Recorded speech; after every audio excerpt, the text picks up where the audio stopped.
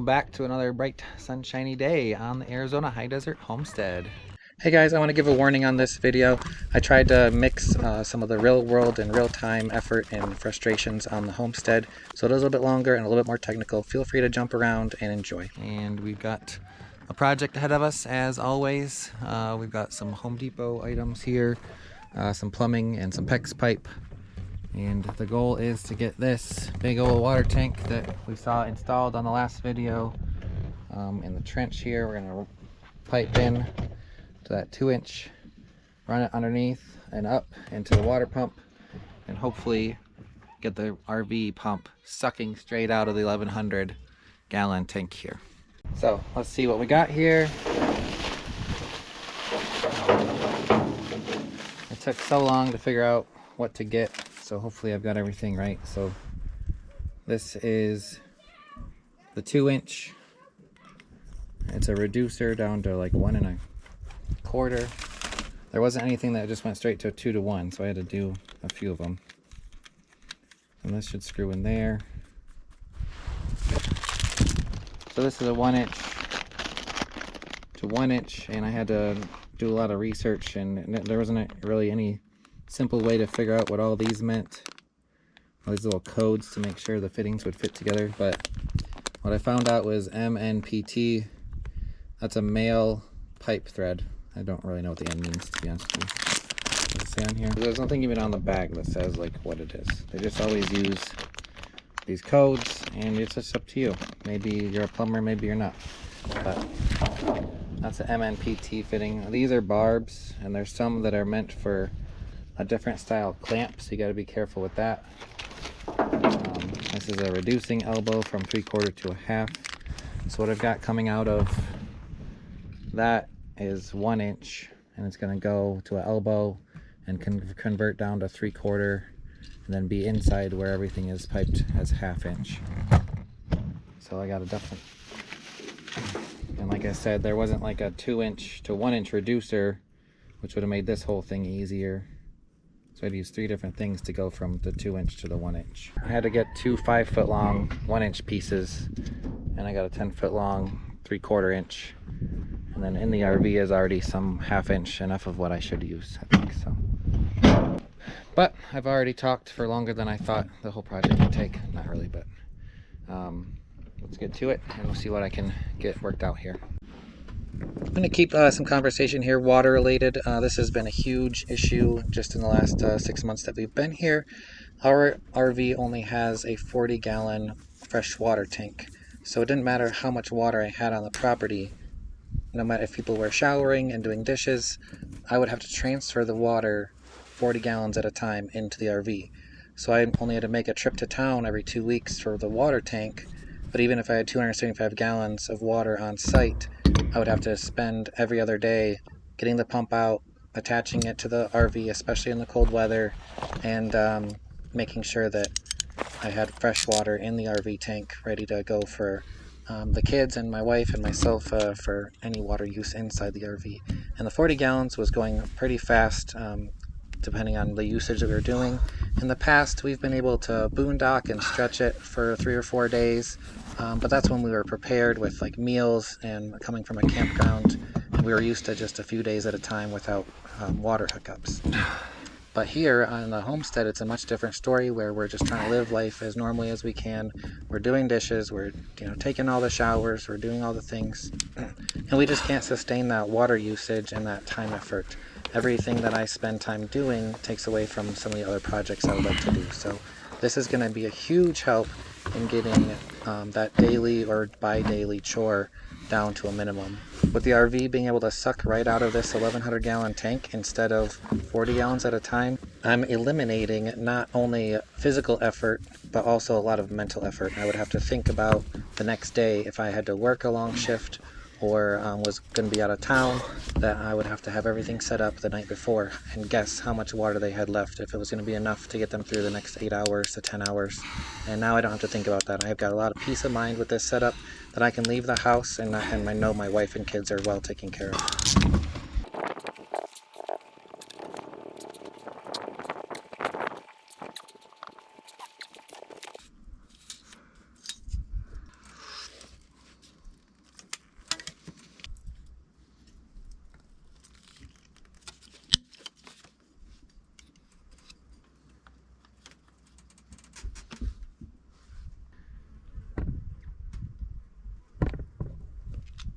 All right, we're on to next steps. I think I'm miscalculated or missed a piece, but we're gonna go with connecting this to the water filter. And right now I'm struggling with the connection. I need to make that like a quick connect or something so I can move the RV. So that's going to be more or less like the end of that, but I don't know if I want to end it with like a garden hose connection or a quick connect or something. I already have, like I showed before, these quick connects on this, so maybe I'll do something similar. Maybe I just end that in a garden hose and connect this quick connect to the filter. We're still thinking through it. What I was going to do was use this female iron pipe. So the FIP is like the call sign on those. So the female iron pipe to the male iron pipe. But I figured, if I had the male side there, I could screw it on and do it, but then I wouldn't be able to unscrew it, I don't think, because these don't really remain like turnable, you know? I don't know. So I don't, once I screwed it on and put it all together, I don't think I'd be able to take it apart. So that'd be a negative. So I'm not really sure. Maybe they do screw, I don't know. But it would be hard, and I don't feel like doing that every time if I want to disconnect the RV, or maybe pull another RV and have somebody be able to hook up easily. So I think garden hose attachments would be the easiest. That's where we're at mentally right now. I'm gonna work on this filter side of things real quick, and then probably go to the store. All right, it's hard to show what I was working on because of the space here with RVs, but I've got the quick connect to this hose that runs to the pump, to the T-joint that was already there. And then this is the PEX B pipe that I ran up through the bottom to a little elbow. That's a 3/4 to a 1/2. So the 1/2 inch goes to this quick connect here. So when I need to change the filters, I can, it's a two-hand job, but I can disconnect this, disconnect that, the filters come out, and then I can change the filters. Right now underneath, I've already had this like ripped to shreds a handful of times for different projects. I've got heat tape that wraps all through my piping and up through the RV, all the way back to the kitchen. So it's looks a little ratty down here, but that's going up through the top. And ultimately, we're still left with the question mark of connecting this to that. And then I'll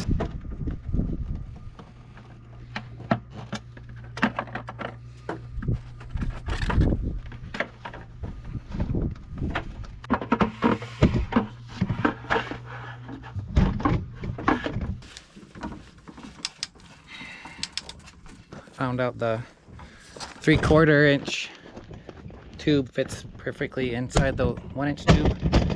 So just for testing purposes, we'll see if this whole thing kind of works. So I'm going to pump some of my water from the cube into the big guy, and we're going to see if it works. I'll show you over there. All right, so we're sucking water, putting it in there. How high it has to get above this level here to start coming out of the tube. I've got it closed right now, I believe, but this is what I've. So there, not even, maybe 150 gallons or so, 100 gallons maybe. I've been sucking on this to try and get water into the filters.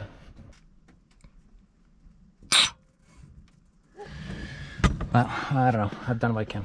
I heard some water moving before, so. All right, turn the water on and just let it go. So the pump is running. It's pulling water. You can kind of feel this jiggling, so I know something's trying to happen. Yeah, I know it's gonna be pretty bad for a minute while it pulls through the filters. Want me to keep it on? Yes, please. Okay. But it's coming out, water's coming out though? Yeah. Water's coming out, yeah. Okay. It's just, yeah, it's gotta fill the filters. okay. And hopefully once those are good, then it'll pull. Well, it just got less pressure. Well, it might be sucking water out the lines right now. What's left in the lines. Oh, okay. So it's gonna be a rough go for a minute. But yeah, just leave it open.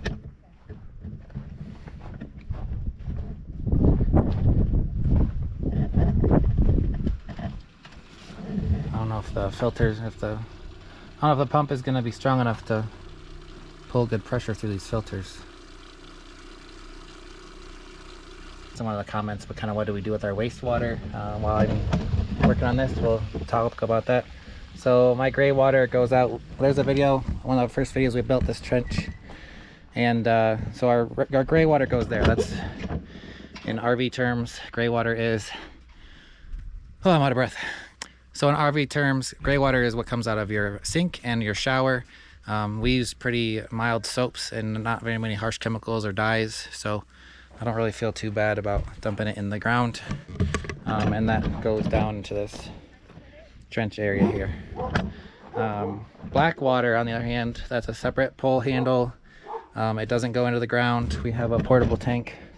So when that is full, we fill the portable tank, and then we load that up under the truck and take it to one of the local campgrounds. Some of them charge a fee, some of them are free based on some connections I've made. So we're generally able to dump for free.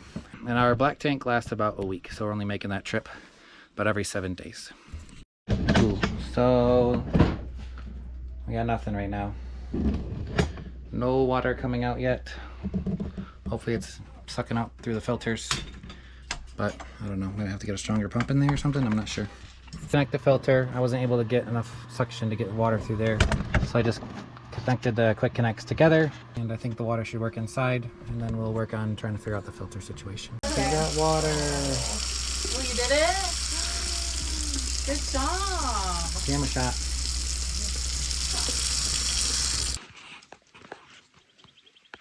Right. Dog Nation over here. Hello, doggies. It's been a few days since we installed the water container. I got busy with some other things. Ended up going out of town a couple hours. Got some fresh ink. I got a desert-inspired tattoo down my arm, and I'll show that. And then brought home a sickness. So a couple days after that, like a day later than that, we all came down with the flu. So it was a rough time in the old RV with 5 of us with a stomach flu. You can imagine that was not pretty. We are still a little worse for wear. I've had to call in to work the last couple days as we recover, and not to get anyone else sick. So especially working in food service. So here we are on the homestead. Chores still must go on, and I still have some to do with the water tank. I think today I'm going to try and get some more water from town to fill the tank, and then finish up some of the piping. We've got it in a working situation right now, but it's not quite complete. So we're all a little lacking for energy, but the ducks need water, and we've been we got some pretty big food containers that are working out pretty good. So needs minimal involvement. We've got a new broody hen. We had one that was laying on eggs inside the hutch here, and then while we were sick, I came out one day and all the eggs, there was like 17 eggs just rolled out of the house. So we think maybe this one, I guess, is known that they will steal eggs, and if one gets broody and another one gets broody, they'll steal from each other or try and sit on eggs of the other one. I don't know, but they all rolled out, and I guess, you know, we're no longer going to be chicks.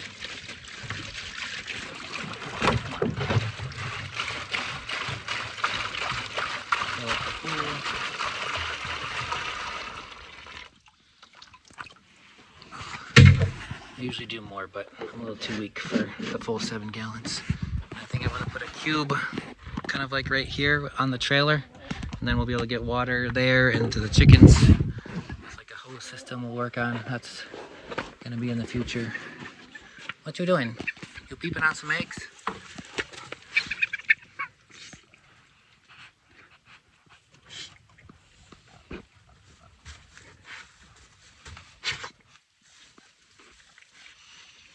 Junie, no. Get out of there. Now. keeping those eggs warm. So that's our broody hen, or duck. I don't know, they're called hens. Who knows? Duck hen.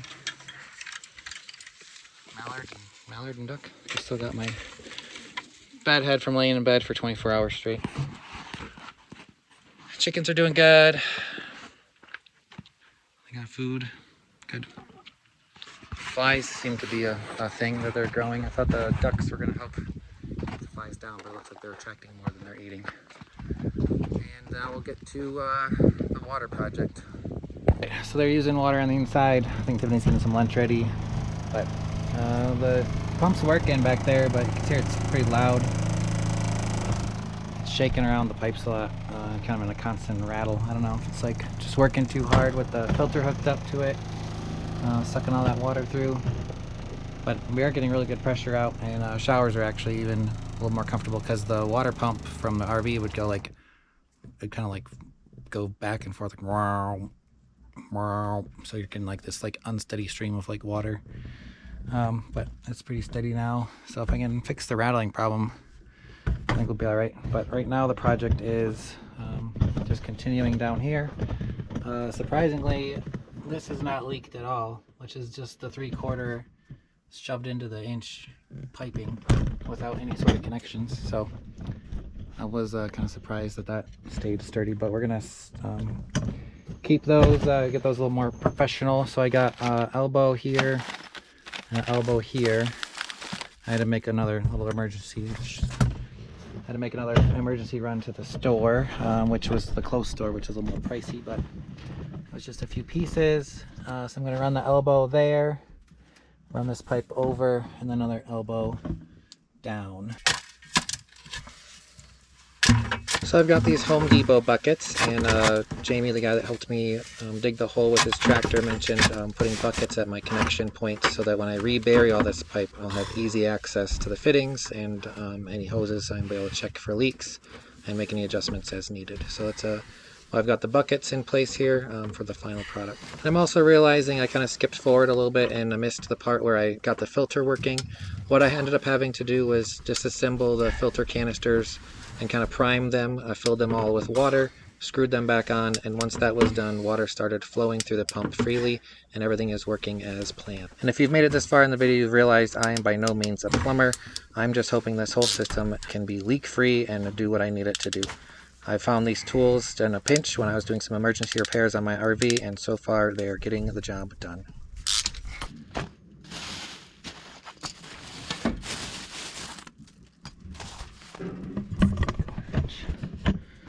Need one more 3/4 inch, and I don't think I've got it. That's a 1/2 inch. Oh, yes.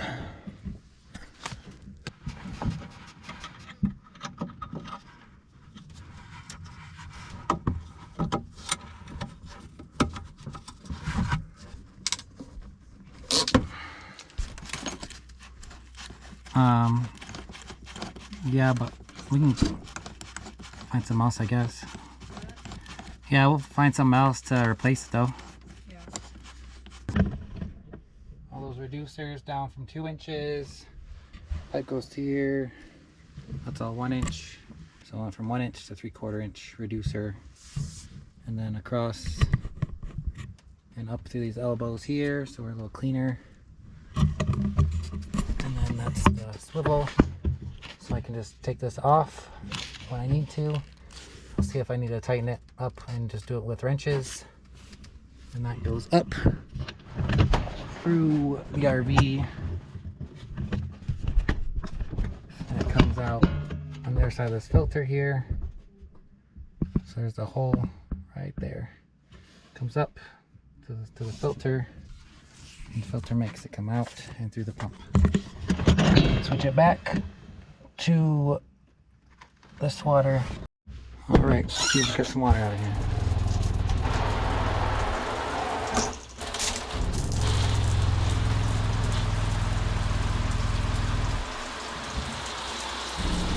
Seems to be working. But we got water. And if you have an RV, this is an Oxygenics shower head. We've been rolling with this thing for a few years. Very nice upgrade to your standard RV shower head. It just literally just screwed right into the thing there and mounted it. So now I actually mounted a new one up here. So we got 2 levels. So this is kind of like more like a downward, not quite a rainfall shower, but it's a little closer. So we get that angle, and then we can also have it lower. Since I'm 6 foot tall and my kids and wife are 5 feet tall, so that works out. Looks like we got water. So, great success. And as always, when you're doing one project on the homestead, another one creeps up on you. So we're gonna have to go find another duck pool. I guess this has a crack in it or a hole. I just put like the 5 gallons in this morning and it's already gone. But that's no surprise. I mean, it's getting sun baked and we empty it out relatively frequently, so it's like bending, and I gotta figure out a different way to fill it. My goal is to get that duck water into the compost, so getting it from there to there requires dragging and lifting, and it's not good for a $10 pool. So maybe we can figure out something else to get that water into there without breaking whatever we decide to upgrade it to. But in the end, the work is worth it for a view like this, and peace and quiet, some silence out here, and you know, some chemtrails. It's no big deal. We should be seeing some rain in the next day or two, I'm sure, as they did last week to us. We shall see, but we'll catch you in the next one. Thanks for joining us on Arizona High Desert Homestead.